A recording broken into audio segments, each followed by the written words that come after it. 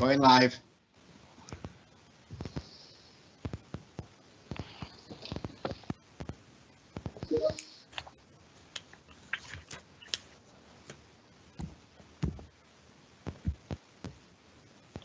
Good afternoon, ladies and gentlemen.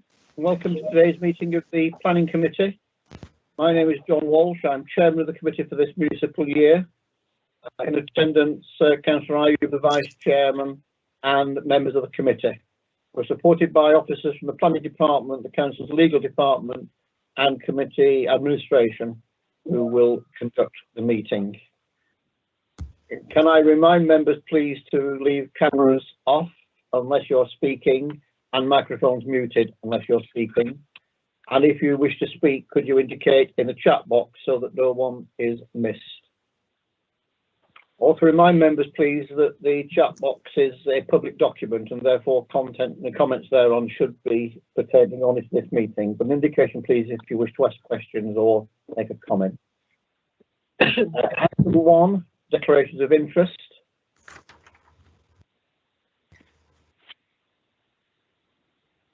Thank you. Item 2, urgent business. Nothing has been brought to my attention. The fact that application 09526/20 on page 62, there is some new information which has come to the attention of officers, and I therefore believe that this application would be better deferred. Councillor Newall. Thank you, Chair. I was going to declare an interest in this, but as it is deferred, obviously I won't do. I was only made aware this morning of the further interest in this application, so I'm very happy to see this application deferred today, as I know my ward colleagues will be too. Thank you. Thank you. Members happy with that? Anyone demur? So that application will be deferred until a future meeting. Item 3, apologies for absence. Do we have any apologies, Mrs. Bailey? Yes, Chair. We got an apology today from Councillor Wilkinson, but Councillor Newall is here in his place. Thank you. Item 4, minutes of the previous meeting. These have been circulated. Moved, Chair. Members contend that they're a correct record. Moved. Second that, Chair. Thank you. I see no dissent recorded. Take them as agreed. We come therefore to item 5, planning applications and the report of the Director of Place. Again, these have been circulated. And because we have a speaker, I'm proposing that we will take application 9485/20 on page 17, Garnet Fold Farm as the first application. For the benefit of visitors and speakers, can I advise you that the process will be that the planning officer will present the report. I will then invite speakers, and we have only a supporter on this occasion, to speak for up to 3 minutes, but then to take any questions from members. Members will then ask any questions of officers on a technical basis before the matter is open for debate. So we have application Garnet Fold Farm. Could we have the report, please?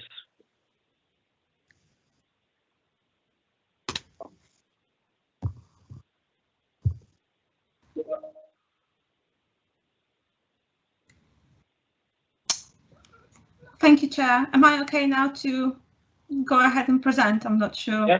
Yeah, Please. thank you, Chair. Please proceed. Thank you. Thank you. The site to which this application relates is a greenfield site within Inner Bolton to the east of St. Helens Road. The application site is a privately owned land with no current access of St. Helens Road.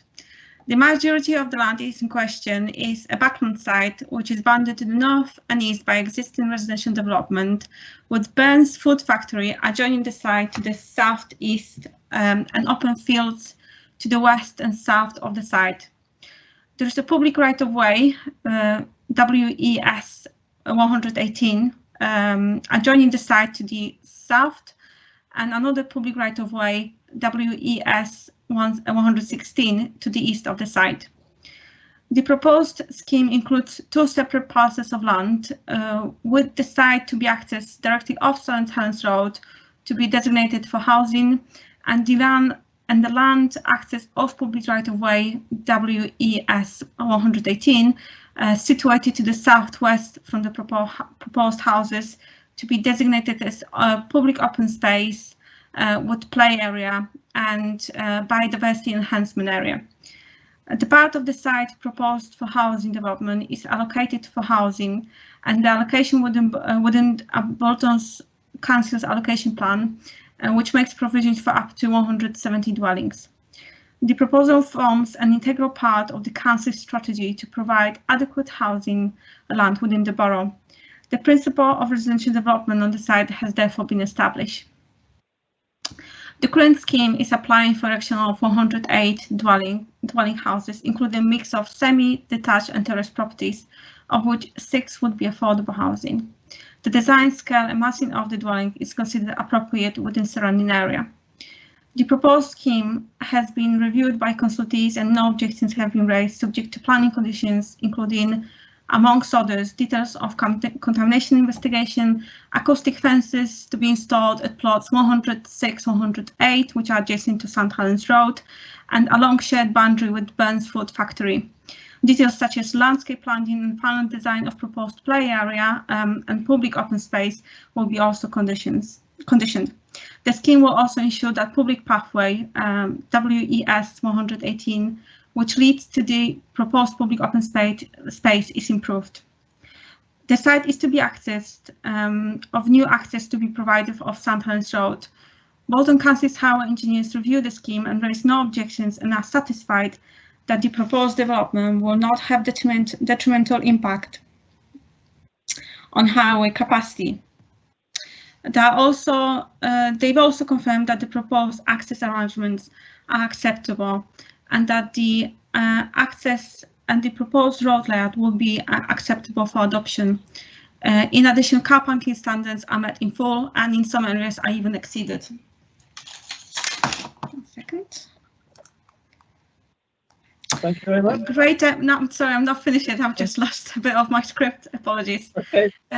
Greater Manchester Fire and Rescue Services have also now confirmed that the proposed layout is acceptable, and final details will be subject to building control application.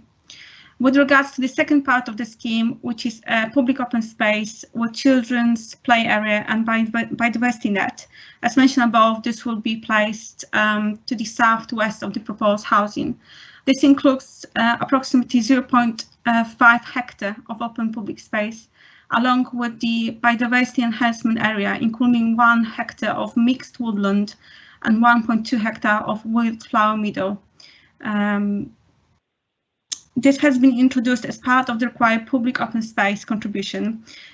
With regards to the public, with regards to the biodiversity net gain, the figures currently indicate a net of in excess of 10% requirement, which is anticipated to be legalized in the upcoming environmental bill.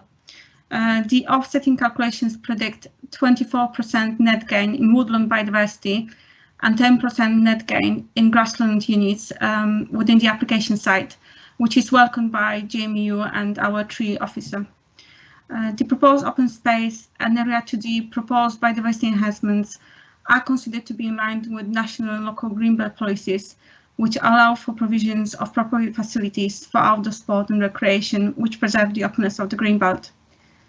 The application is proposing to provide the full planning contributions with regards to education, an additional 152,000 for provision of off-site public space. It is also noted that additional cost will be spent to construct the proposed houses to the energy specification as outlined in the committee report, and that the open space would be provided as part of the development and its public realm. Furthermore, the application is also providing a surplus of area that will be designated as public open space and over 2 hectares of biodiversity net gain, which would add to additional cost of development. Thus, no further contributions should be sought towards those matters. It is considered that the proposed development complies with policy IPC1 of the cost strategy.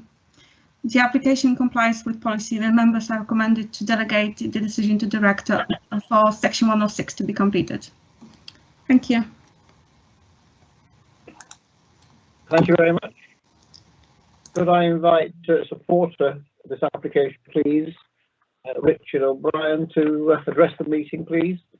Mr. O'Brien, if you hear me, you've got 3 minutes to speak to committee, after which take any questions from members. Okay, thank you. For this allocated site at Garnet Fold, Northstone continues with its already established landscape-led and sustainable design principles to demonstrate its commitment to building great environments for families to live. The houses are generally 2 stories with a limited number of 2.5-storey homes across the scheme. 2/3 of the total 108 dwellings, which include the affordable, are 2 and 3 bedrooms. All the homes are to be built to high energy efficient standards and include renewable energy production delivering low running costs. This results in a reduced carbon footprint and lower CO2 emissions. The houses are open plan and allow for homeowner flexibility to create spaces that work for their style of living. There's an opportunity within the dwellings to create areas specifically for home working, and ultra-fast broadband speeds of 1 gigabit provided to every home can deliver the fastest internet connections. Vehicular access to the scheme is taken from St Helens Road via a widened carriageway and 2 footpaths, changing to a shared surface proposal to reduce traffic speed. This will promote a pedestrian-first development. Cul-de-sac lengths are kept to a minimum, with traffic calming measures incorporated where necessary. A landscape design code provides details on the information of proposed tree and hedge planting. Many of the existing trees that require removal to facilitate construction are of poor quality, and removal of Japanese knotweed within the site also forms part of this work. It's important to note that as part of the landscaping proposals, tree planting will be increased by 30% and hedge planting by over 500% when measured against the existing. As part of the biodiversity net gain proposal, pedestrian access to the site forms part of the circular walkway that connects the development to the neighbouring countryside. The walkway is designed to draw the wider community into the woodland recreation park. The whole biodiversity area incorporates 1.3 acres of woodland recreation and 5.1 acres of wildflower meadow and native wood planting. Northstone have provided areas of green walkway and open space within the scheme, all of which are overlooked by housing around them. The green walkways provide a landscape space between the new dwellings and the existing adjacent non-residential users. The scheme has gained over 50 letters of support and has received no objections from any statutory consultee, and we've worked closely with the local planning authority department to design a scheme that we believe delivers many positive benefits. Thank you. Thank you very much indeed. I have a question. Is that Councillor Peel? Thanks, Joe. Let's wait for it to go live.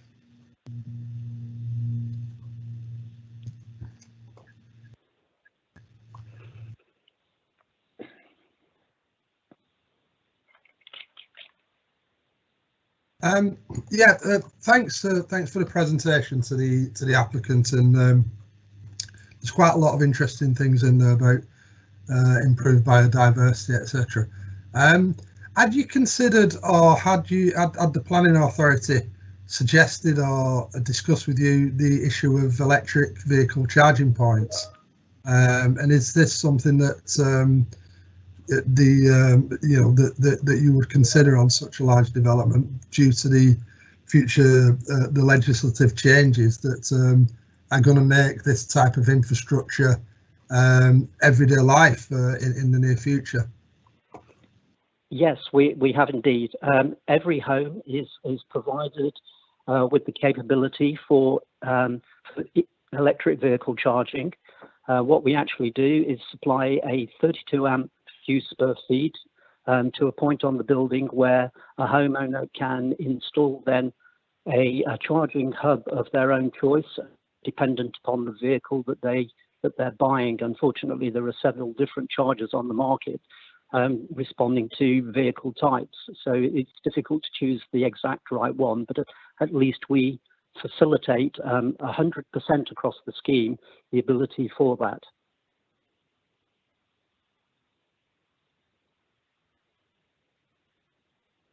Thank you.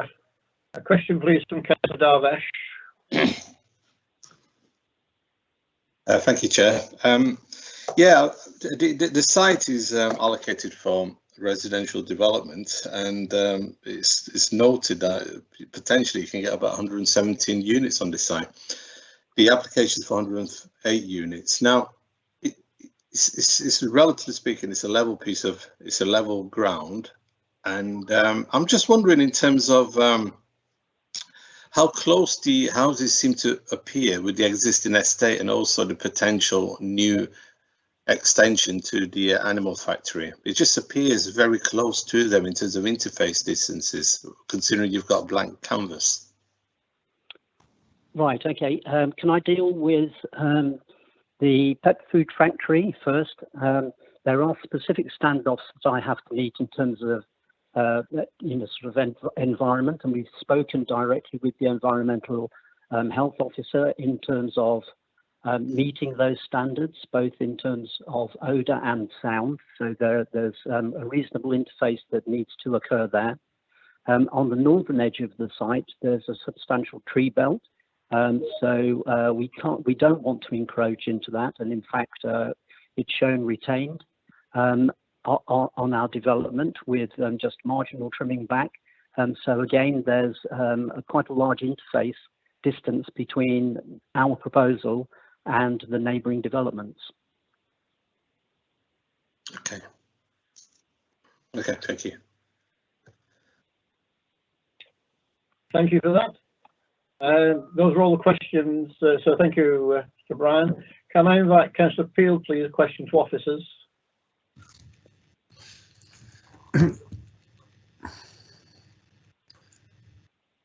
Thanks, Chair. It's just the issue of the play area question to officers rather than the applicant.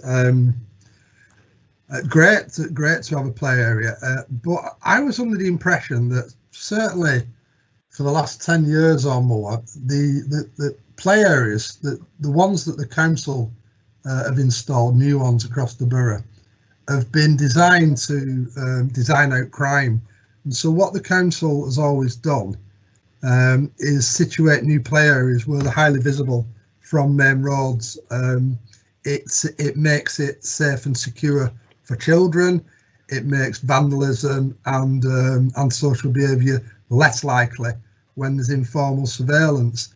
I suppose the downside to that is, if there are houses currently there, people, get a bit upset about a play area next to the house. But I'm just wondering what the rationale was about siting the play area so far away from the housing, which could give the council some problems in the future for maintenance and for congregation sites for young people who of course love being out of sight to do whatever they're doing, and that just could cause us problems in the future, as other hid away play areas tend to do at the moment. Thanks, Chair. Thank you, Councillor. So yes, you're right, it's not common really to have play areas in such a, not maybe secluded, but an area which is not directly connected or visible from those houses. But I did speak in length about this proposal with GMP Design for security officer, and he prepared a crime impact statement for this site and raised no particular concerns about that site. And I've discussed it and I particularly asked about that play area because that came to my mind as well, whether it will be safe and whether you're going to have any antisocial behavior there. To some extent, it will be overlooked by the new houses and it will be visible from the houses on St. Helens Road. But like I said, Greater Manchester Police raised no concerns about this. So I can't really overrule their saying because they are experts in crime, I guess. So that's why we went along with the recommendation. In addition, our landscape architect reviewed the scheme and raised concerns about the proposed timber structures that they are not proposed, they are just indicative. And it is suggested that maybe there should be steel, that there should be a steel equipment that could be cladded to resemble a timber to avoid, fires and future fire. And also any picnic areas will have to be raised or placed in a very visible spots so they are not attracting antisocial behavior. And that's conditioned. Thank you. Thank you very much. Councillor Wright, question for officers, please. Yeah. Just waiting. My question is on the footpaths. WES 118. It was said that it's going to be improved. There was no mention what was happening to the footpath WES 116. I'm not too keen on removing public rights of way. Just could you explain what's going to happen with that one, please? Yeah. So none of the public right of ways are being removed. The public right of way which leads from the proposed houses to the proposed public open space, it's WES 118, and that's about 176 meters of public right of way which will be improved, resurfaced, and this has been agreed with our public right of way officer, and the details have been conditioned. So that's welcomed. With regards to the WES 116, that's actually wrongly annotated on the plan we just seen now. The bit which is shown as WES 116 is actually shown on the proposed plans as a link to the public right of way, which is further to the east of the site. So the developer put that on his plans, showing that there is a potential to improve the link from the site to public right of way WES 116, which is to the east of the site. So that's not going to be affected. Oh, good. Thank you very much. Thank you. Thank you. Councillor Darvesh, please, to officers. Yeah, thank you, Chair. Just a quick one, if I can find it. Paragraph 167. It says the developer provides 6 affordable units on site, in brackets, rather than the 13 units. I can't recall 13 units. I thought 35% contribution was 37.8 units. I'm just wondering where the 13 comes from, please. Thank you. Sorry, could you repeat the paragraph number you were? Yeah, so 167 mentions in brackets rather than the 13 units. So it says the developer will provide 6 affordable units on site rather than the 13 units. I don't know where the first. That's my bad. That's wrong. You're right. It's 35%, so 38 units. Yes. But they are proposing 6. Right. Okay. My Right. apologies. Right. Thank you. Thank you very much. The application is now open for debate.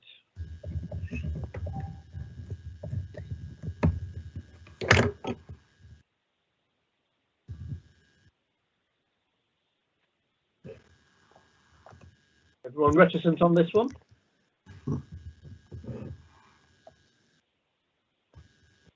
Councillor Newall, please.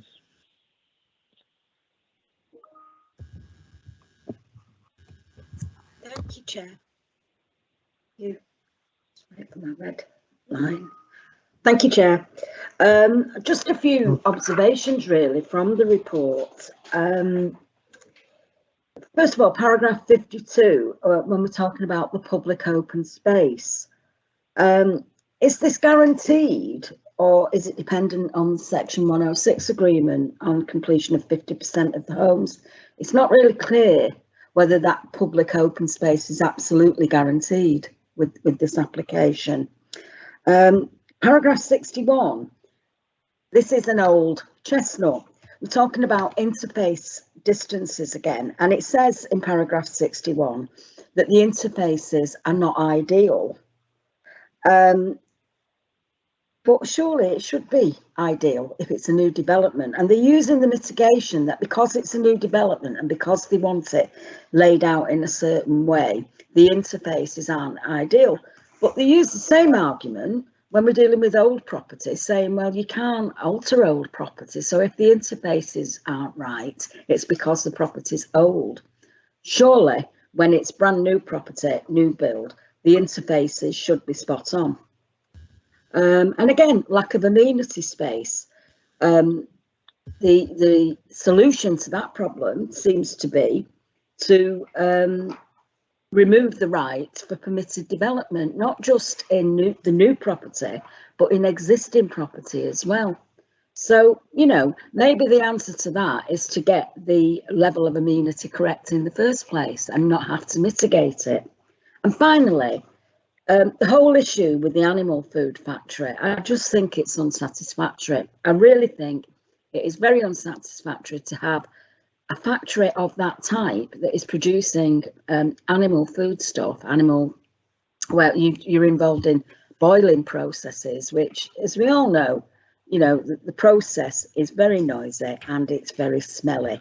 And the applicants seem to have used the noise aspect of that far more than the odour aspect.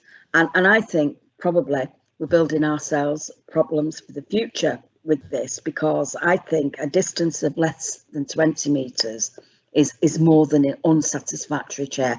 I actually think it's not acceptable, but those are just my observations. Thank you. Thank you.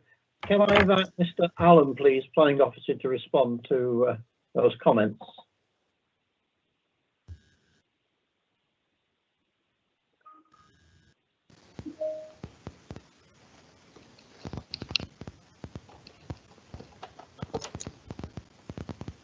Thank you, Chair.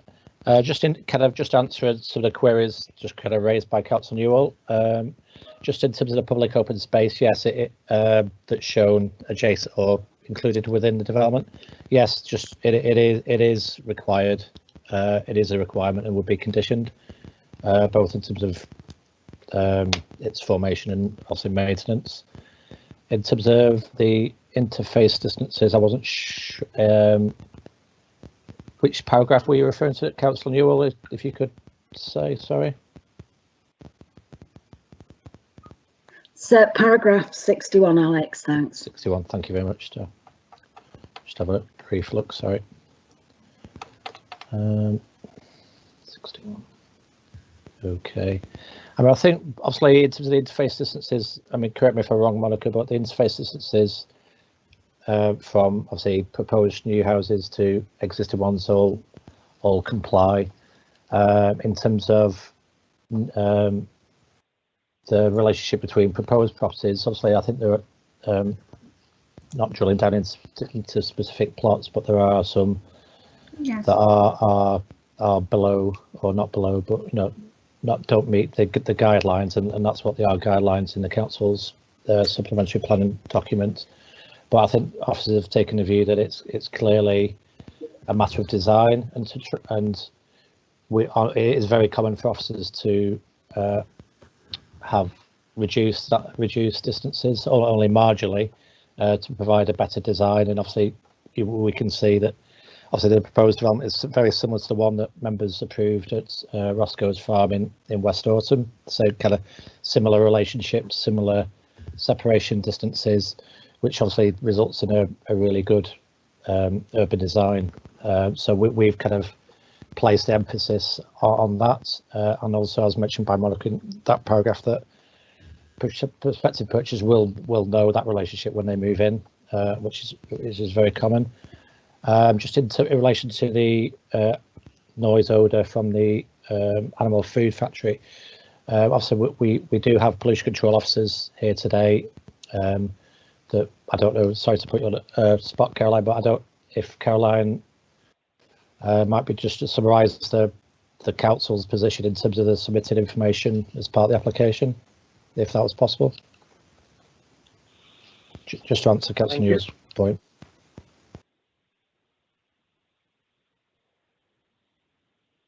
Can you respond to that, Caroline, please? Yes. Hi. So yeah, we certainly have considered the odours and the noise aspect in relation to the pet food factory. So the factory has got an environmental permit from the council, and one of the conditions in relation to that permit requires that there should be no offensive odours emitted from the pet food factory, and the premises is inspected quite regularly, and when inspections have taken place there hasn't been any offensive odours.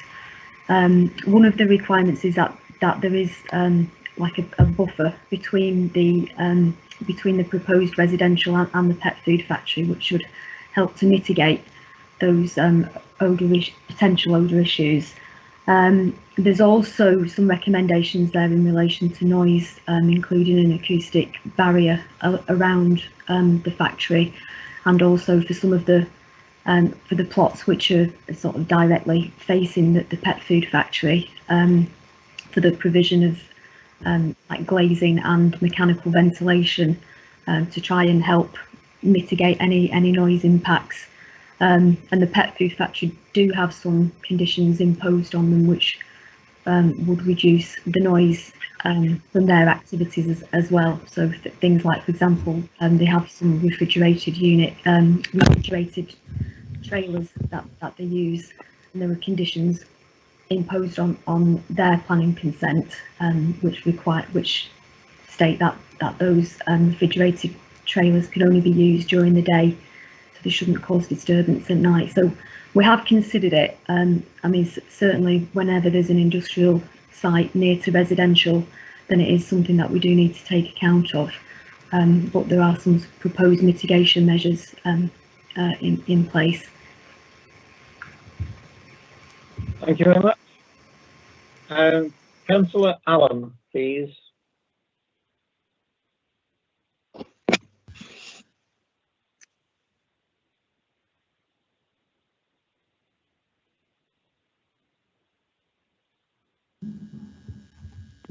Thank you, Chair. There are pros and cons to this application, like there are with most applications.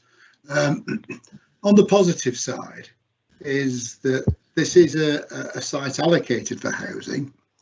There's 108 dwellings proposed, so it's a significant contribution to our housing targets. It's from my point of view, it's a decent mix of housing. There are some terrace, some semis, some 2 and 3 bedroomed ones. So it's a decent mix. So it's a reasonable looking development. There are no comments from ward members, I noticed, so presumably they're okay with this. On the negative side, it's already been mentioned, of course, that this is close to the pet food factory. I think that there's sufficient scope to improve the planting between the houses to the west of the site and the factory. A minor bit of redesign, I think, could create a bit more space for increased planting. So I think we can probably overcome that. The play area is a bit of a concern, because I think it was Councillor Peel mentioned in a question. Play areas are not always popular with the houses immediately around them. And so I wonder if it might be better to secure a contribution from the developer for the fitting out of the play area, the equipment and what have you. So that if it proves not to be popular with the residents, we can put it elsewhere in the immediate area rather than where it's shown.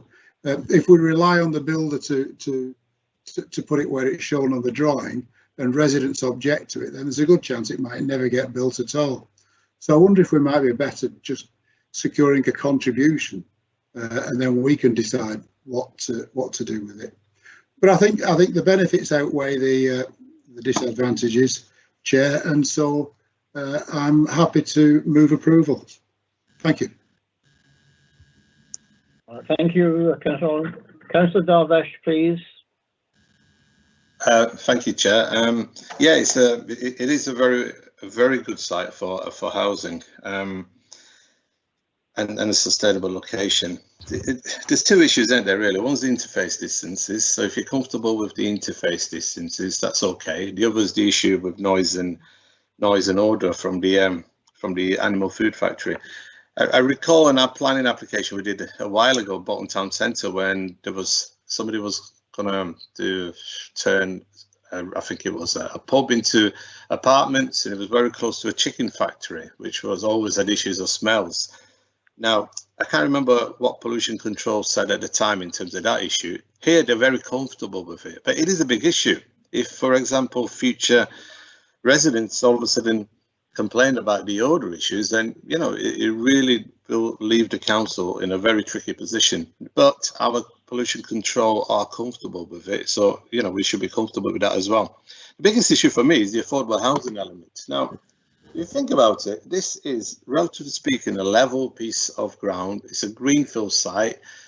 If we can't get our 35% allocation of affordable housing on this site, then where will we ever get a full allocation? I think 6 is just too low. You know, we're used to seeing in a planning application a list of abnormal costs. Now, there's a little chart in the application here, I think about paragraph 166. These are just building costs. You know, they're not abnormal costs, you know, enhanced paving, enhanced landscaping. So I'm not too sure why they're actually in there, because those aren't additional costs. Those are just building costs. So for me, I think we can get a lot more out of this application. And so I'm minded to, I mean, Councillor Allen did actually say that the ward councillors are comfortable with this, but I guess I might be a bit cheeky here, but I'd rather defer this application, see if we can get anything else out of the applicant. Thank you. Oh.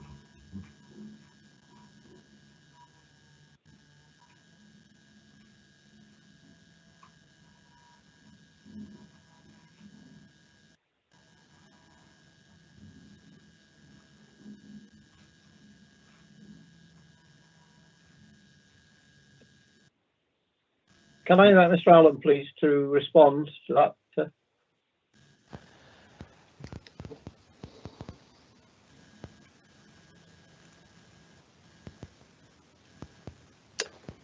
Thank you, Chair. Yeah. Right, Oh, okay. no. Can you hear me now? Is that okay? Yes, thank you. Yeah. So yeah, just picking up on just the points that Councillor Allen and Councillor Darvish have raised, just in terms of the play area, and obviously if members had concerns about, I suppose, the play equipment in the play area, obviously there is the potential for officers to discuss that, or for that element to be removed. But I think in terms of I suppose the biodiversity net gain, I suppose one of the main key positives of this proposal is that they're providing this additional wooded area with some sort of recreational link as well. So I'll say if members weren't comfortable with the play area, that's something we could discuss with the developer. That's not necessarily an issue, but just in terms of the affordable housing, well, I suppose it's kind of related in terms of the site viability. Whilst it is noted there aren't any specific references, I don't think, in the report to abnormals or certainly the exact costs. It is a greenfield site, but as with many greenfield sites in Bolton, they are to some degree constrained. And in particular, I know this one has mining issues, so I think there will be some preliminary grouting work, which would constitute an abnormal cost. So I think also the position as set out in the officer's report is that the 6 affordable housing units on site is what we can ask for now. If there were some question marks, because officers did spend a very long time with the developer looking at the site viability, comings and goings on terms of costs, etc. There are, if there is scope for any additional requirements, members will note that we have with the 106 we would ask for a clawback. So obviously, if the profitability of the site does increase, then we will be able to secure albeit off-site contributions probably for affordable housing rather than on-site. And also linking in with Councillor Allen's query about whether if they don't provide the play space on-site, it could be off-site. There is still a viability issue. I suppose the provision of that play area or non-provision is unlikely to have a major impact on the site viability, and just to draw members' attention to the late list that they are actually providing about, I think, £150,000, I think it is, Monica, for off-site contribution for public open space already, which obviously is substantial. Thank you. Thank you. Councillor Morgan, please.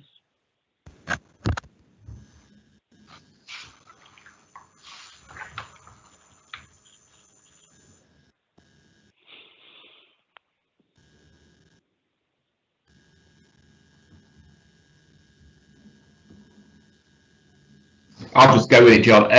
It's a question really to Caroline, to the officers. About 10, 12 years ago, we built not a large development to the right-hand side of the food factory. And we had this same discussion with regards to the relationship with the factory and the odours and the noise, etc., etc. Have we had any enforcement complaints from those properties that are very close to the factory? Because I don't believe we had too many, which should set aside that should hopefully ease the concerns of some members with regards to the operations of the factory. Because I obviously represented Bolton for a number of 12 years, and it certainly wasn't ever raised with me. So, Caroline, have we had any enforcement problems there? No, we haven't had any complaints or taken any enforcement action in relation to the factory. No. Thank you. Councillor Peel, please.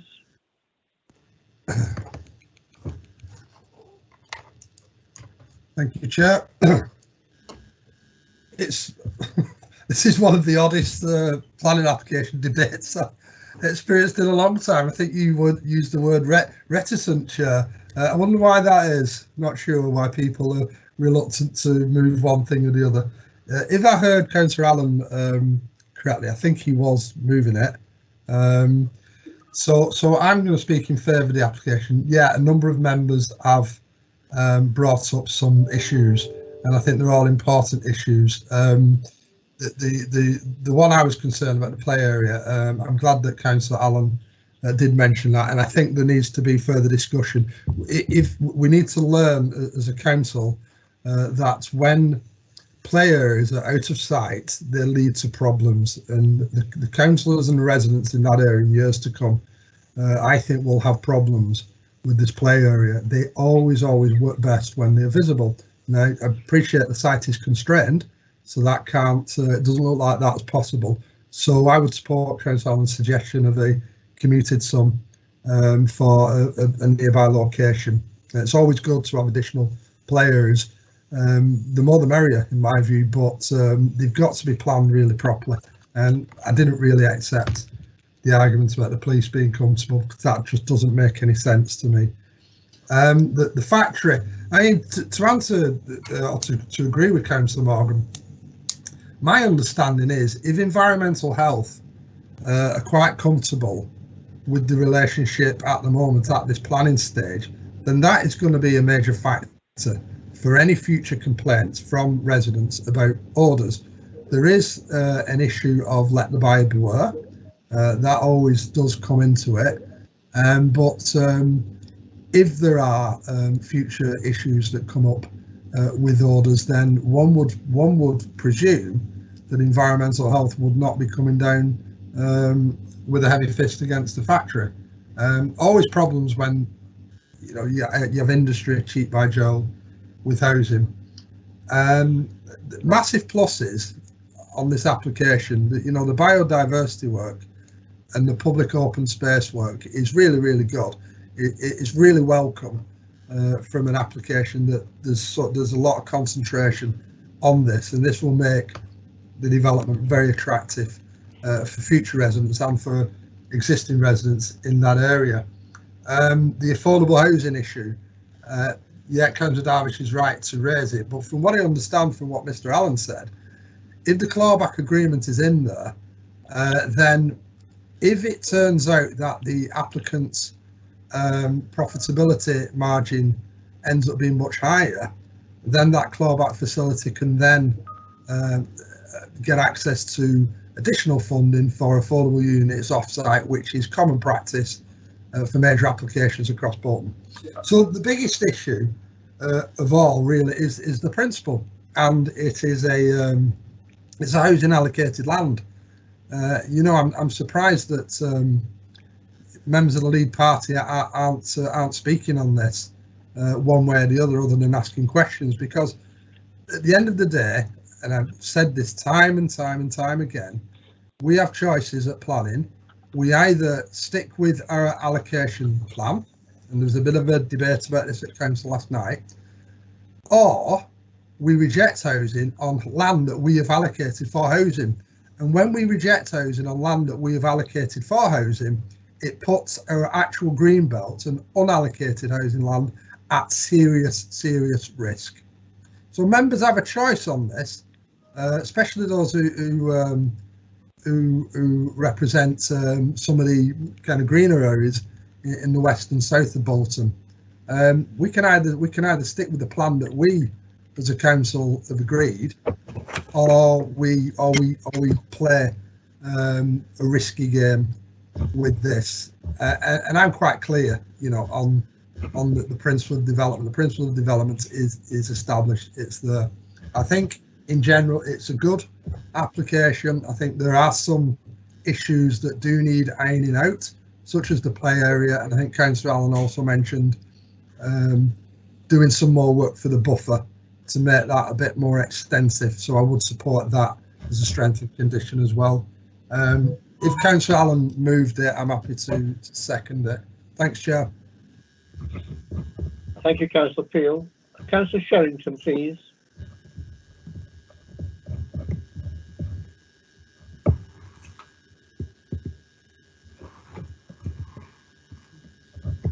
Thank you, Chair. My issues are more or less the same as what's been talked about, which is the play areas and also the factory.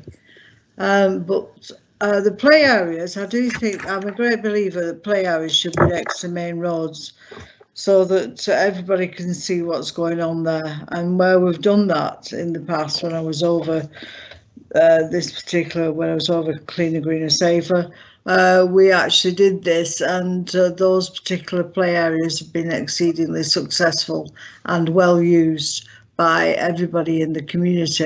Whereas if you tend to do it that it's just on one site of a certain amount of houses, then it becomes territorial, and therefore, you know, it starts as territorial with little 4-year-olds, and it stays territorial when they're 18, 19 and causing havoc. So, you know, and see it as their land. So I think we've got to be very, very careful with this, and I think that it might be a better idea if the sum that was going to be allocated to this was looked at to be used somewhere in that particular area, nearer to closer to St Helens Road, and we might probably have a better relationship with the public, because the public in general, children, will be able to use it, not just these people who are actually living on this estate. The other thing that I wanted to mention was about the factory. I do actually feel quite sorry for some of these factory owners, because quite simply, they are where they are. They've got planning permission to do what they're doing, and there hasn't been any problem whatsoever. And then along comes developer and stick some houses up at the side of where their factory is.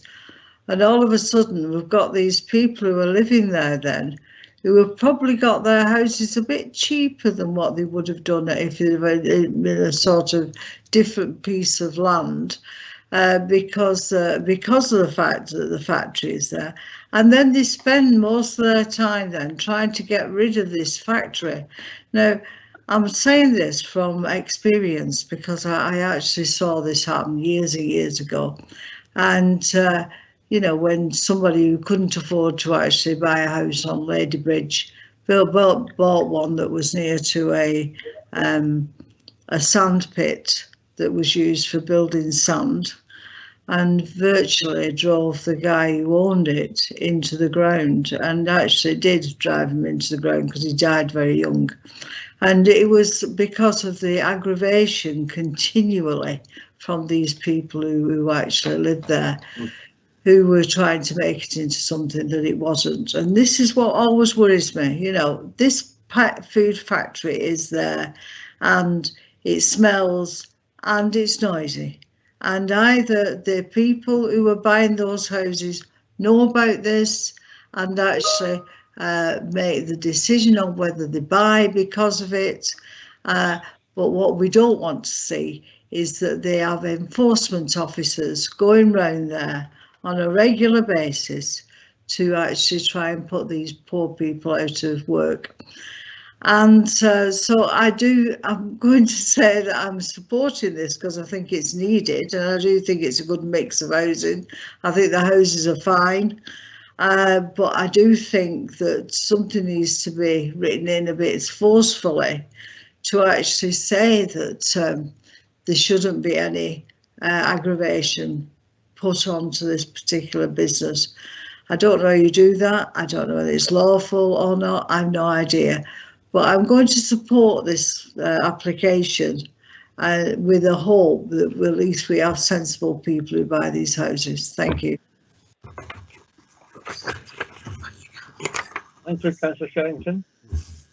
It has been proposed and seconded that the application be approved with the further work with officers and the developer for the location of the play equipment, play space, and that be subject to the 106 discussions.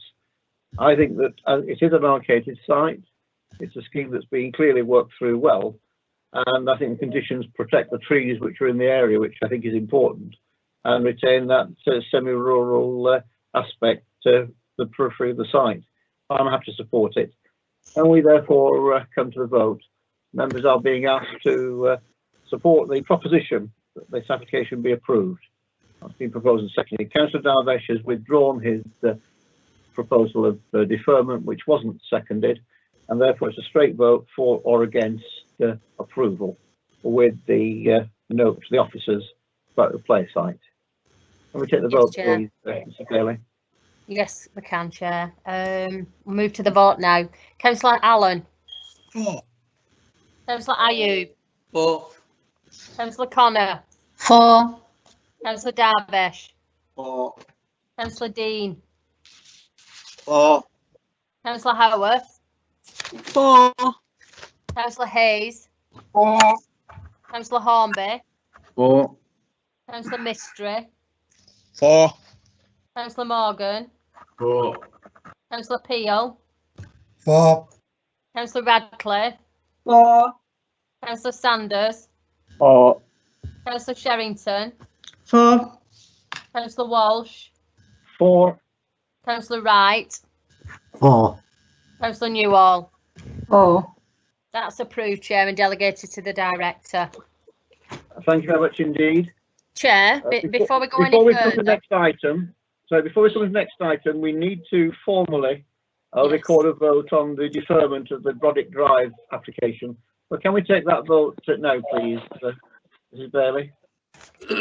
Yes, Chair. I think we should. The standing orders do say that any decision of a main committee needs to be a named vote. So just for completeness and to accord with the standing orders, I'll do a vote now for deferral on Brodick Drive. Councillor Allen. For. Councillor Ayub. For. Councillor Connor. 4. Councillor Darvish. 4. Councillor Dean. 4. Councillor Howarth. 4. Councillor Hayes. 4. Councillor Hornby. 4. Councillor Mistry. 4. Councillor Morgan. 4. Councillor Peel. 4. Councillor Radcliffe. 4. Councillor Sanders. Or deferral.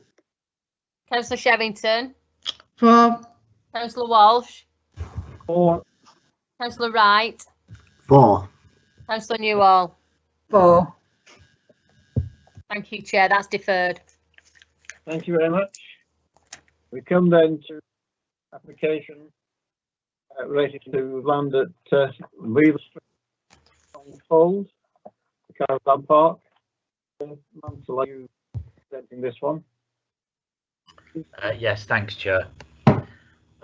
Consent is sought for 2 detached buildings to accommodate a total of 6 units to be used for the purpose of light industry use. It will be accessed using the existing access off Beaver Street and would accommodate 12 car parking spaces, so that's 2 per unit. Hours of use and deliveries will be limited to 8 AM until 6 PM during the week and until 1 PM on Saturdays, with no activity on Sundays. This is a former caravan site, but it is not allocated as an existing or potential traveller site in the allocations plan. The application has received 2 objections and a petition with 25 signatures and appears at Planning Committee at the request of Councillor Donaghy. The officer's report considers the application in terms of matters such as character and appearance of the area, nearby road network, on nearby residents, and also on the setting of the nearby listed building, and finds it to be acceptable. In particular, the benefits of new employment opportunities created are noted, and as we found insufficient harm, been unable to identify sufficient harm to outweigh this, our recommendation is one of approval. Thank you, Chair. Thank you very much indeed. There are no speakers listed for this application. Therefore, the matter is open for debate. I'll invite Councillor Sherrington, please.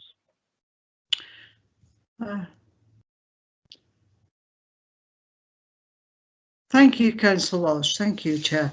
I would actually like to ask the officers first. I was searching for the exact words that are actually said, but I was searching because I had a question for the officers of why it has been put down as its location, where it is and everything, and it's all wrong what's been put down.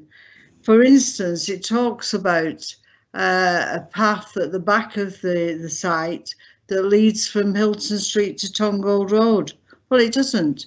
It leads from Hilton Street to Tongfold Road, right? The other thing that it misses out is the fact that it says about the south of the site. It just refers to this guy's house who actually owns the land, and that's all it refers to, rather than St Chad's Church, which actually used to have all this land that used to belong to the church. In fact, where the flats are now, that used to be part of the church, and where Brakes is, the car place that has all the bits and pieces for cars, that used to be the Sunday school. And so the whole area at one time was to do with the church. And because it's been missed off about the church, it actually misses off the fact that they all park on Longworth Street for any activities that are going on at the church, which goes on all week long. It doesn't just happen on Sundays. And at the other side of the site, we've got the health centre that has not been even mentioned. And the health centre actually uses Longworth Street. They park in Longworth Street when they go into the health centre. So it is very, very important that those two items are actually mentioned, and also that the streets are made clear who they are, rather than Tongold Road being Tongfold Road. So I think that needs addressing as well. So if we could have all the locations put right, that would be a help to start with. And regarding the application, I do feel that the application where it is, it's like in a little cul-de-sac, because on one side you've got all the flats, you've got a very, very built up area in Tongfold otherwise, and the other side you've got breaks who actually very rarely park on their car park. Usually all their vans are parked down Longworth Street and further down Belvoir Street.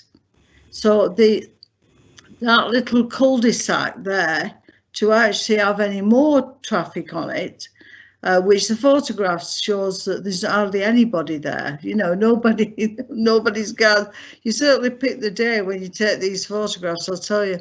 Anyway, the thing is that this particular site, if you've got all these people coming working there, that takes half the car parking away in the first place, and the other 6 parking spaces, people will not park there. They'll finish up parking on Longworth Street. So because of the parking issue, and because actually this site would be really brilliant as a housing site, and I would totally support if it was, I just can't see the point of where we're trying to get rid of industrial sites in Tongfold. And we've been trying for years to try and get rid of these industrial sites because it's the mix is not right with all these terraced houses. To actually encourage more industry into this area would not be appropriate. So I am going to move refusal on this particular application. Thank you. Thank you, Councillor Sherrington. Any further speakers? Councillor Peel? Ward Councillor? Councillor Peel, please. Thanks, Joe. Yeah, no, nothing much to add really. It's incompatible. Councillor Sherrington was right when she summed up there about the need for the planning authority to also micromanage as well as strategically manage in terms of trying to create separations between industry and housing. You know, there's a series of large factories in that area that cause no end of problems for these tight residential streets. And the two are becoming increasingly incompatible. You know, it used to work in Victorian times, but you know we're not in that age now. And I think Councillor Sherrington is absolutely right about the congestion on Longworth Street. And if the parking facilities at this development is not adequate, which it isn't, I think the report says that it's below standard. The parking is below standard. Then it's just going to increase problems for local residents, in addition to the church, to breaks, and to the health centre. We would have no problems whatsoever with this being a small housing site. I think it would actually be ideal. Thanks, Chair. Thank you. Can I invite Mr. Allen, please, before I bring Councillor Howarth in?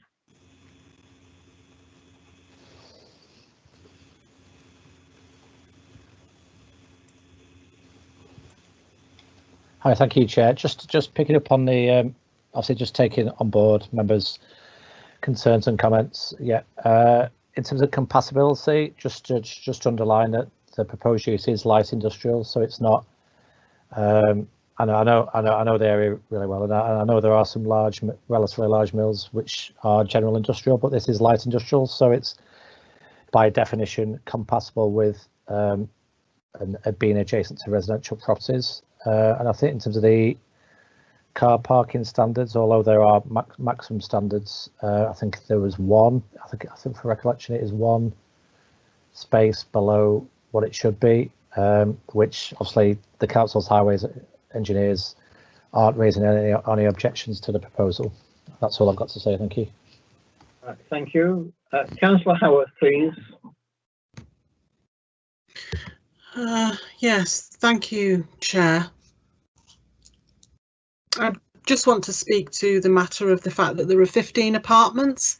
People will have seen that on the diagram. So I am only speaking to how this would be if you had these two large industrial buildings that are for 6 units. It's considerable change. So I'm going to mention character and appearance there of this small area. However you additionally describe that on the material matters, it just comes across as unpleasant mixing of residential and industrial, because you will have the situation of profound change and a cheek by jowl living arrangement for those that are in those 15 apartments. I think there's a slide as you go through there that does show you the 15 apartments from the different camera angle. I think it's there. If it's not, it's in the bundle. I think as well, visualizing what this would look like, I think, the layman would look and just they'd think that, well, what's gone on here? It just feels like bad planning. It just doesn't feel right that, flats apartments went in at some point in time when it was caravans, vehicles or whatever, and then at some point in time it became more of an industrial site with the two units for light industrial. So even though that point's been made about light industrial, I always approach applications without any bias. I really put a lot of effort into that without thinking, how would I want to, what's the view I would want to come to. And this is my, regardless of which ward or where it is, this is my genuine view, that I actually am not persuaded on the harm versus approval on this. It's not something that I want to support. So I'm going to, I think refusal's been seconded, hasn't it? Of course it has. So I'm just speaking against this application. I'm going to support refusal today, Chair. Thank you. Thank you, Councillor Howarth. Councillor Allen, please.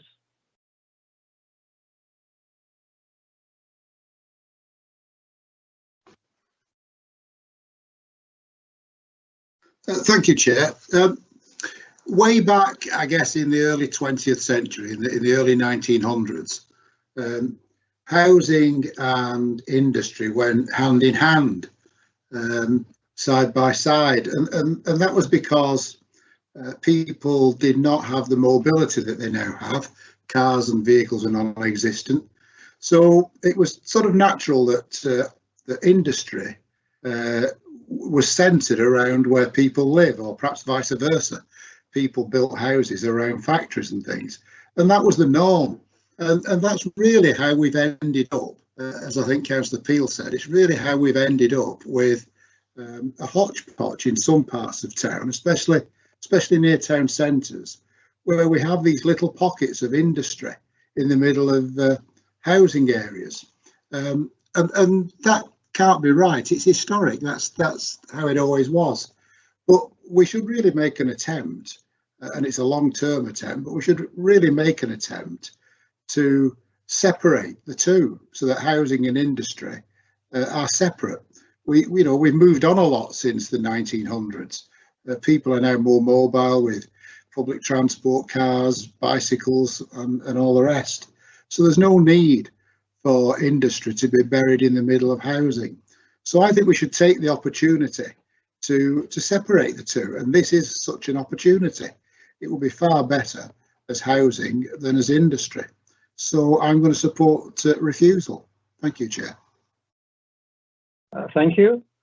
It has been proposed and seconded that the application should be refused. Mr. Allen, it seems to me that the points have been raised are its incompatibility with residential, health centre and church adjacent. Yes, that's correct, Chair. Yeah. I mean, I don't know. So that would be in terms of, well, I suppose incompatible uses to residential and industrial land. I think there was some reference to highways as well, but I think that would have to be highway safety rather than obviously, any cumulative impact in terms of movements, traffic movements. Thank you. So members are clear that we are now voting on a proposition of the application be refused. So it is for or against or refusal. Mr. Bailey, can we take the vote, please? Yes, we can, Chair. Councillor Allen. For. Councillor Ayub. For. Councillor Connor. For. Councillor Darvish. For. Councillor Dean. For. Councillor Howarth. For. Councillor Hayes. For. Councillor Hornby. For. Councillor Mistry. For. Councillor Morgan. For. Councillor Peel. For. Councillor Radcliffe. For. Councillor Sanders. For. Councillor Sherrington. For. Councillor Walsh. For. Councillor Wright. For. Councillor Newall. For. That's been refused, Chair. Thank you very much indeed. We come then to the application on page 77, Old Station Park, Shorey Road, Horwich. I think, Mr. Allen, you're taking this one. That's correct, yep.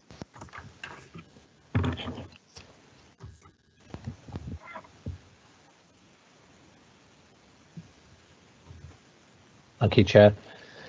The applicant proposes the construction of a fenced multi-use games area measuring some 36 metres by 21 metres, surface with tarmac. It also includes restoration of some of the former play area to be changed back to grass parkland. The application is a council project and therefore needs to be determined by planning committee.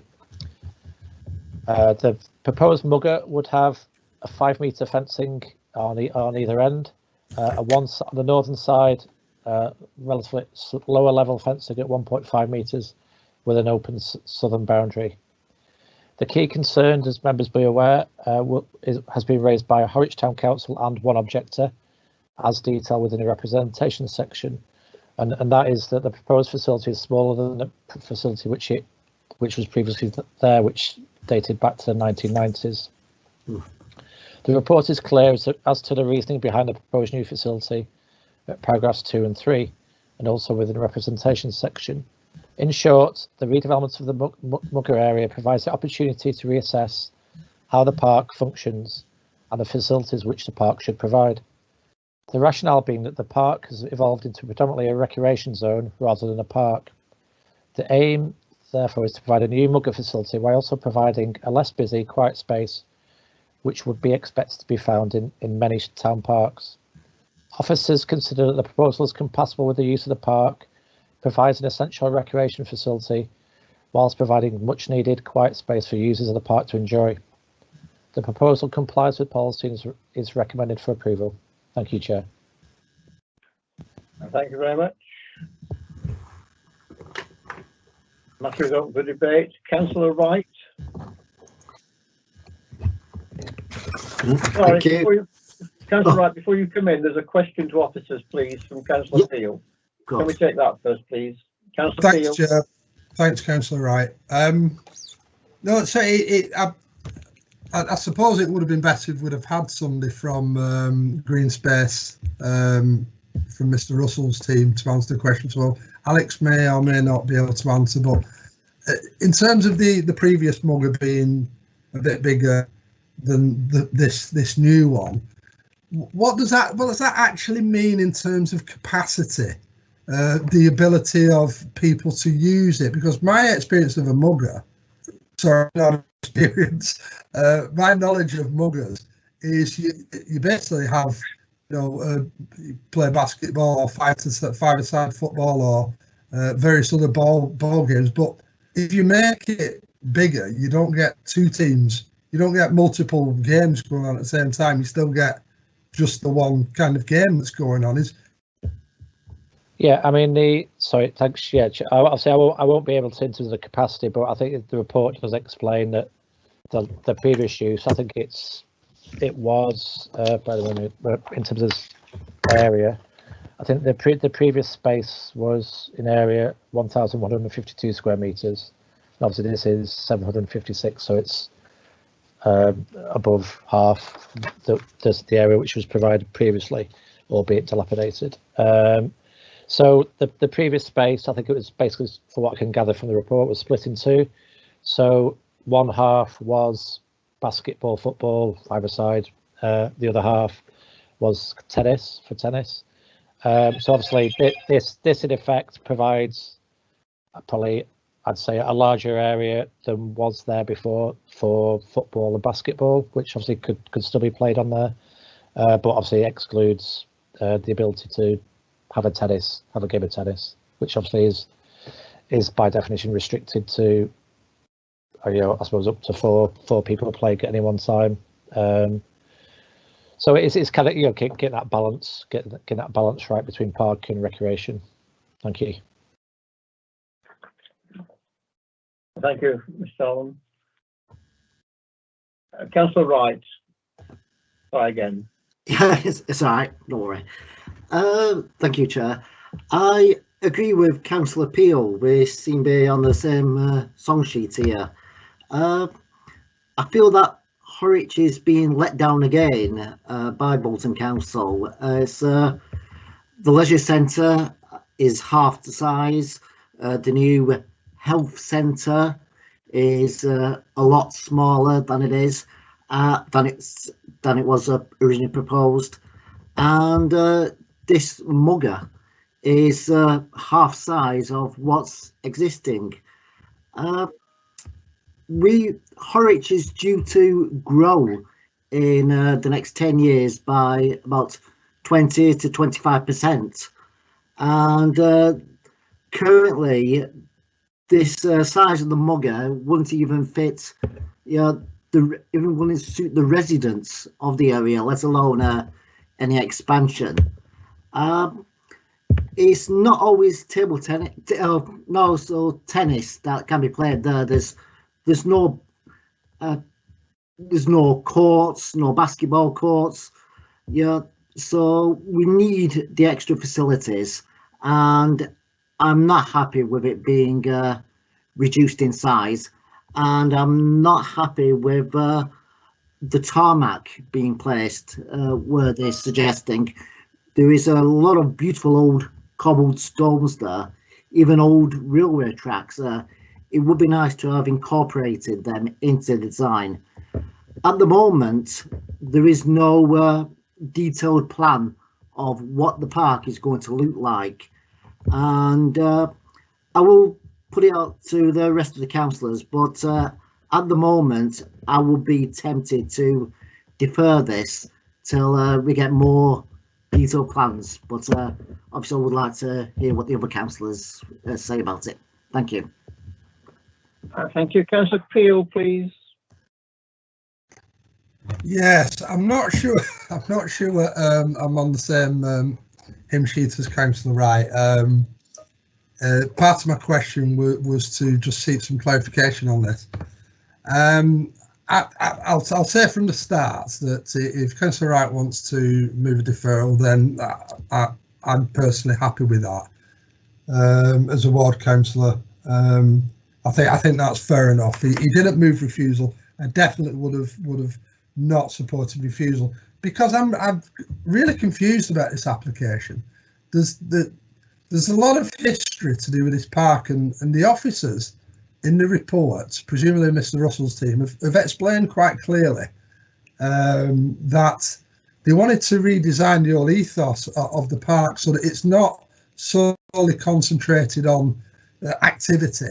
They wanted to put things back that gave it more of a traditional feel of a park with grass and shrubs, etc., rather than it being exclusively an activity-driven park. And that's fine. That's absolutely fine. That those types of ideas and plans should be contained within council's parks, sports, recreation strategy. But what confuses me about this is why. I mean, this is a council application. If the council was putting in an application in my ward at one of the parts there, and I had serious concerns about it. I would have sorted this out before.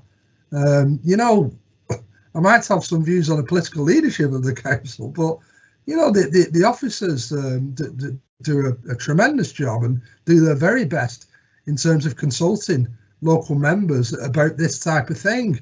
And you know, there's quite a bit of narrative there on page 33, whereby the proposals were discussed by the Horwich District Centre Steering Group on the 26th of January 2021, so it's only a few weeks ago, which was attended by a number of Bolton councillors who represent Horwich. There were no negative comments regarding the proposal to relocate the Mugger. But then you see Horwich Town Council raising an objection and basically saying it should be deferred until we can see the proposals from the Horwich District Centre Steering Group. But it had already been to the steering group. So this is where, Chairman, it's really throwing me about what's been going on here. So, yeah, let's support deferral. Let's ask the officers to speak again to the borough councillors and to see if they've changed their minds since it was last discussed with them. But at the end of the day, you know, when it comes back to the planning committee, it is a nice new facility for the people of Horwich. We just need to make sure that the Horwich councillors are singing from the same hymn sheet as the council. Thanks, Chair. Thank you, Councillor Peel. Councillor Howard, please.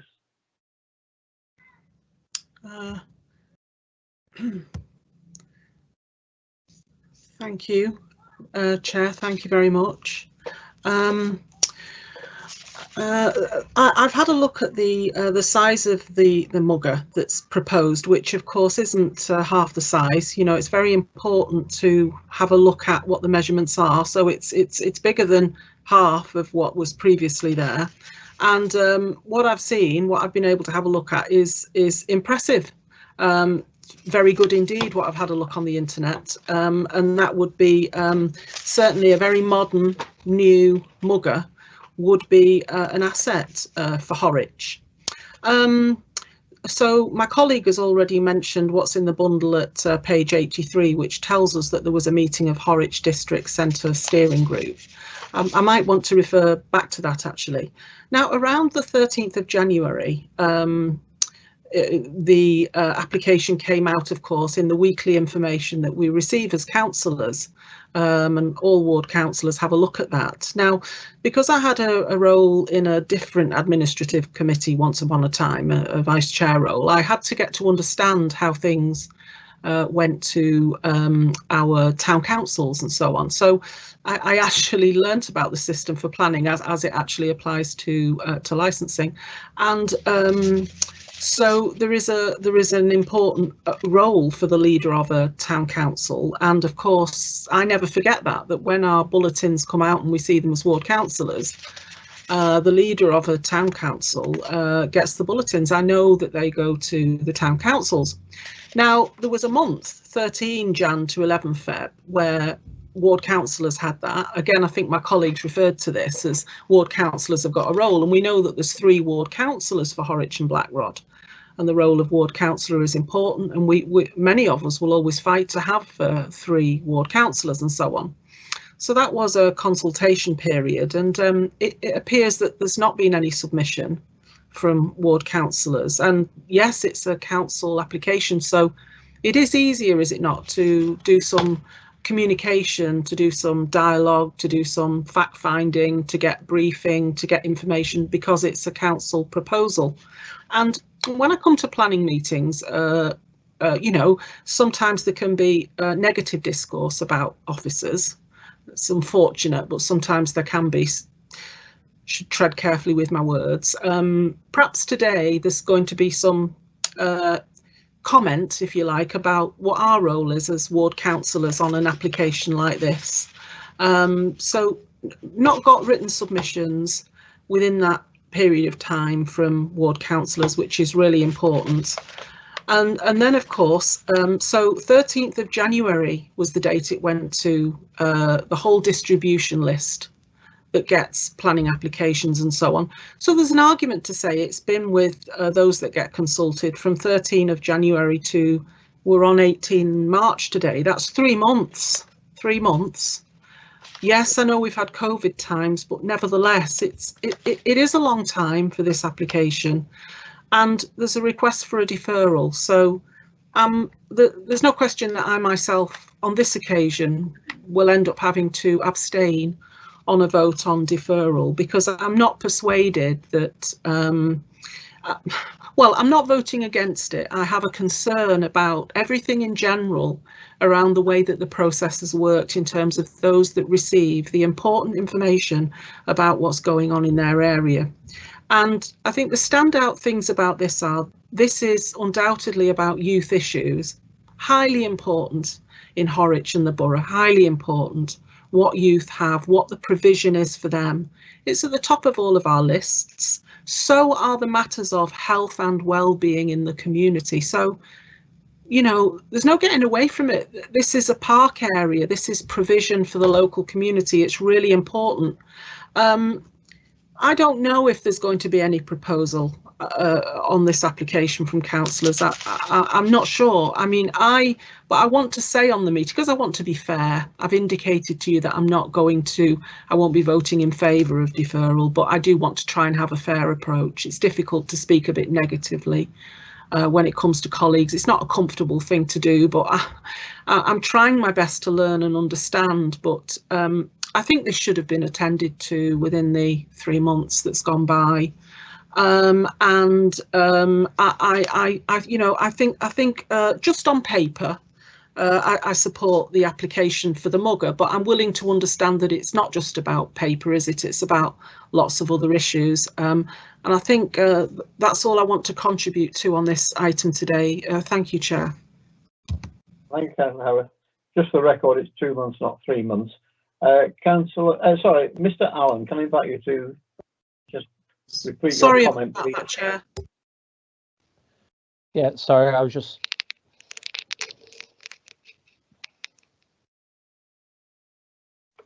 Yeah, thank you, Chair. I just I made a comment in the chat box just to clarify Councillor Wright's queries, really, in terms of basketball. It is clearly marked on the plans that on page 86, it is clearly shown that that it's for basketball, it's for football also.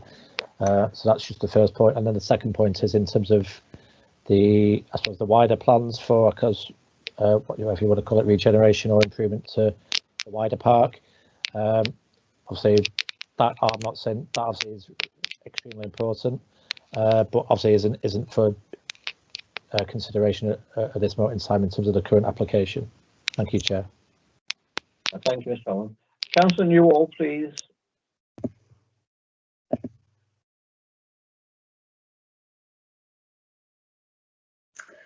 Thank you, Chair. Thank you, Chair.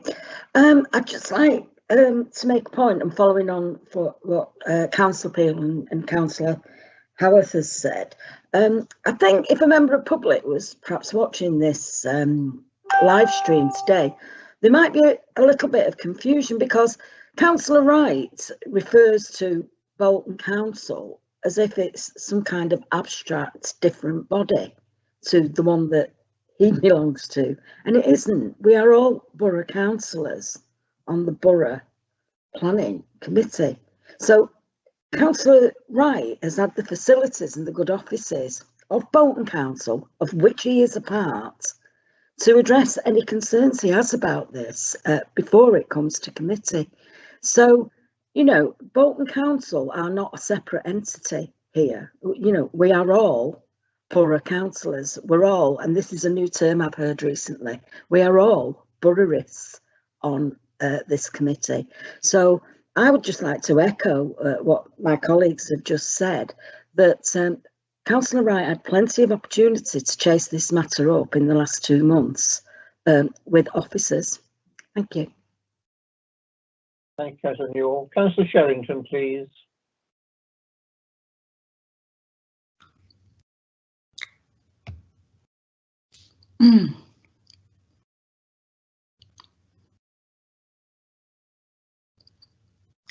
Thank you, Chair.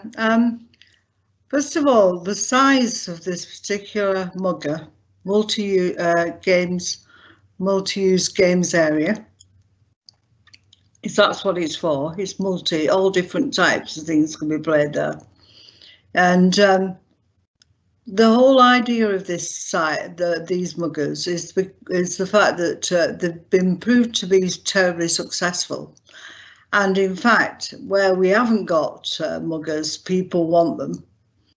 And they do tend to come in a standard size because we don't have a workshop. We don't have somebody beavering away in a workshop, making it to the exact size of what people might want in one area against another.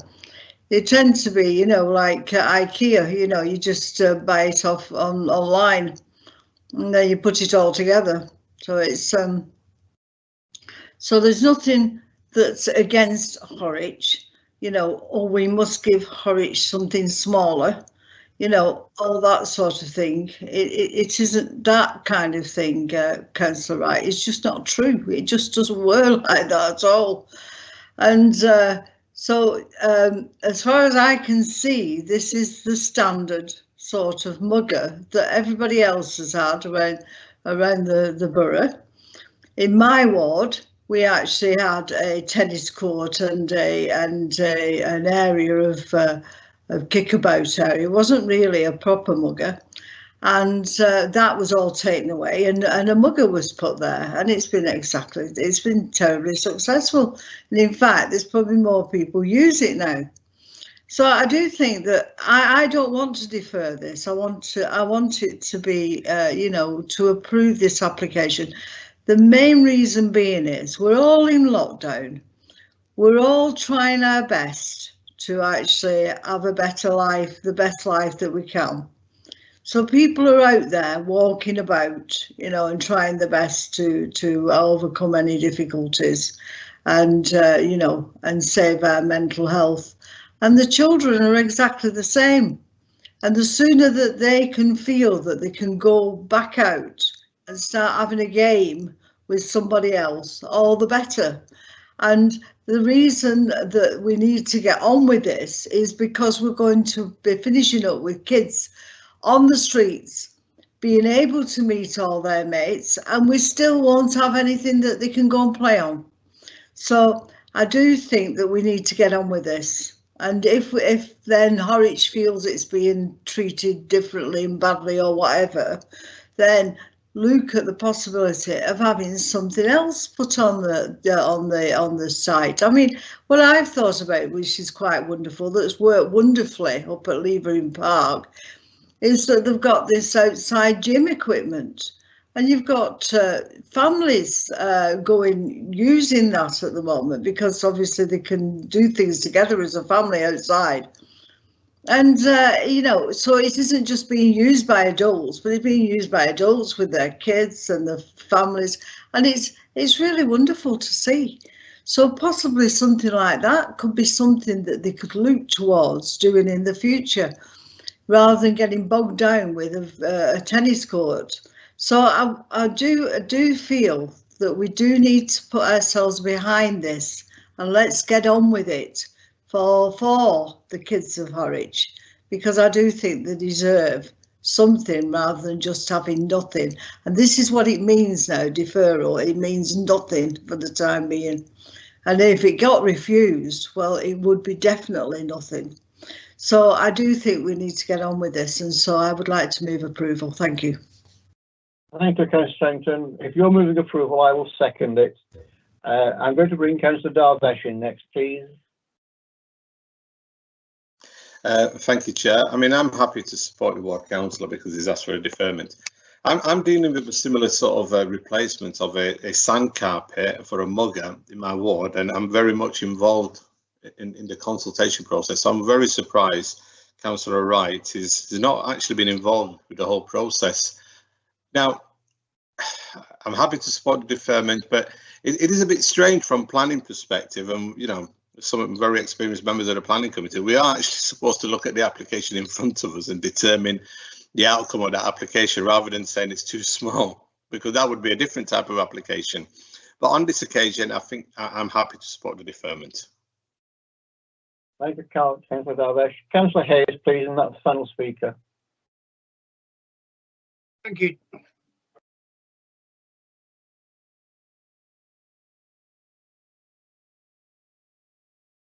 Thank you, Chair. I wasn't going to speak on this debate. I wanted to say basically what Councillor Darvish.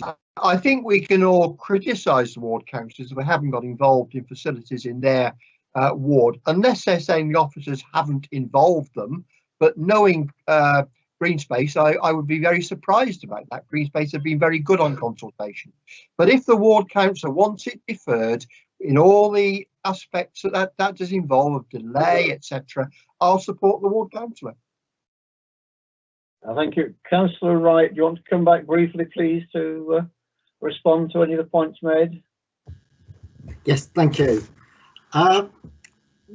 Harwich Town Council is a consultee only, so I have been working closely with Bolton Council and the police, but obviously at the end of the day it is up to Bolton Council planning officers or planning committee to decide, and that is why I've brought it here today. I'm not asking for it to be deferred for a long time. Obviously I am caring about the children and what is right for them, but we have a lack of basketball, netball, tennis. There's lots of facilities, and we may have a gym area further on down the line in the park, but there is no detailed plans from Malcolm Russell about what the whole park looks like. And in many cases where we agree to something, it doesn't get promising. People promise that it will be increased in the future. It never happens. So it'd be better if we had a more detailed plan of the park, and then we can have an idea of what can be done. So it's so this does need to be increased in size, and there is no flat packed mugger with perfect size, as Councillor Sherrington said. They all come in different sizes, so it's so all I'm asking is just get a better deal for my constituents. Thank you. Thank you, Councillor Wright. We are dealing with the planning application which is before us. It has been moved and seconded that this stands deferred. It was then an amendment that it should be approved. That was proposed by Councillor Sherrington and I seconded. Therefore, we'll take the amendment first. Members wishing to approve the application. Can we take the vote, please, Ms. Bailey? Yes, we can, Chair. Voting on the amendment to approve. Councillor Allen. Against. Councillor Ayoub. I lost the correction. So is this for approval? This is it. Voting for the amendment to approve. Yes. Yeah, for. For. Councillor Connor. For. Councillor Darvish. Against. Councillor Dean. Against. Councillor Howarth. Abstain. Councillor Hayes. For. Councillor Hornby. For. Councillor Mistry. For. Councillor Morgan. Against. Councillor Peel. Against. Councillor Radcliffe. Against. Councillor Sanders. Against. Councillor Sherrington. For. Councillor Walsh. For. Councillor Wright. Against. Councillor Newall. Against. Councillor Hayes wishes his vote to be changed. He should have voted against, he says in the chat box. Yes, it's confused from Smithers again, Chair. Thank you. Oh. Sorry, I would Councillor like to- Hayes, you are voting no against Voting approval. Against Voting approval. against approval now. So just bear with me. Right, that's lost, Chair. Right. We therefore are now voting to defer the application. So it's for or against deferral. Yes, Chair. We go back to the original motion, which was to defer from Councillor Wright. Councillor Allen. For. Councillor Ayub. Against. Councillor Connor. For. Councillor Darvish. For. Councillor Dean. For. Councillor Howarth. Abstain. Councillor Hayes. For. Councillor Hornby.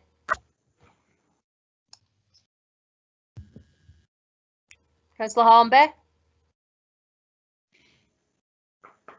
I'll come back to For. Councillor Mystery. Against. Councillor Morgan. For. Councillor Peel. For. Councillor Radcliffe. For. Councillor Sanders. For. Councillor Sherrington. For. Councillor Walsh. For. Councillor Wright. For. Councillor Newall. For. That motion's approved, Chair. It's deferred. The application stands deferred. Thank you very much indeed. We come then to the final application, which is the Medway Drive Tree Preservation Order on page 88.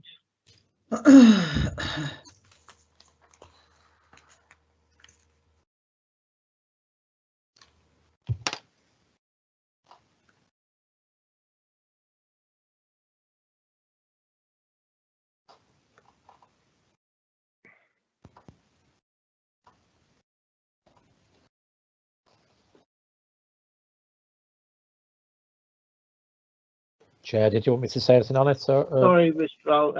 Allen, we've got the details before us. Yeah, It's indeed. the confirmation of TPO. Indeed, that's correct. It's... Councillor Wright, do you want to speak on the matter? Thank you, Chair. It's terrible what has been done, and I say we need to protect as many of these trees as possible, and I'm in support of as many TPOs of good established trees as possible. That's all. Thank you.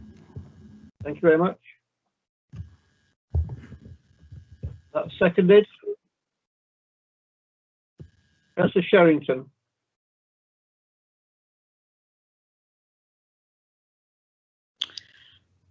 Thank you, Chair. I was just wondering why there was no tree preservation on these trees in the first place, because I would have thought that that area, when it was obviously was a farm before it got the houses on in Stotts Park, that there would have been all these trees would have been left up as part of the planning application, I would have thought. And I'm just wondering why there was no tree preservation put on the trees to make sure that they didn't get knocked down in the process of the building. And I was just wondering if there is any history of this. I wonder if the officers know of any. I can tell you, Councillor Sherrington, because I did investigate this matter. The previous policy of this council was that we did not put TPOs on land that we sold. The executive member has recently changed that policy. Any future land sales, trees will now be subject to a tree preservation order before the sale is undertaken. But it's because of previous council policy, which has now been amended. Thank you so much. Thank you, Councillor Wright. Thank you, Councillor Sherrington. Councillor Wright has moved the confirmation of the TPO. I will second. Can we take the vote on that, please? There are no other speakers indicated. Yes, Chair. We'll take the vote on the TPO. Councillor Allen. For. Councillor Ayub. For. Councillor Connor. For. Councillor Darvish. For. Councillor Dean. For. Councillor Howarth. For. Councillor Hayes. For. Councillor Hornby. For. Councillor Mystery. For. Councillor Morgan. For. Councillor Peel. For. That wasn't me. Sorry, I didn't catch that. 4, and that strange noise was not me. Don't believe you. 4, Councillor Peel. Councillor Radcliffe. 4. Councillor Sanders. Sorry about that noise. 4. Councillor Sherrington. 4. I don't have any babies at my house. 4. Councillor Walsh. 4. Councillor Wright. 4. Councillor Newall. 4. That's approved, Chair. Thank you very much indeed. That's the whole of planning applications. We have now the planning enforcement appeal details, which are at page 88 in the bundle. These are reported for information. Sorry, page 97 in the bundle. There for information. Any comments? Okay, none noted. We therefore note the report. Can I thank you therefore for your attendance and declare the meeting closed. Thank you, Chair. Thank you, Chair. Thank you, Chair. Thank you, Thanks, Chair. Chair. Bye now.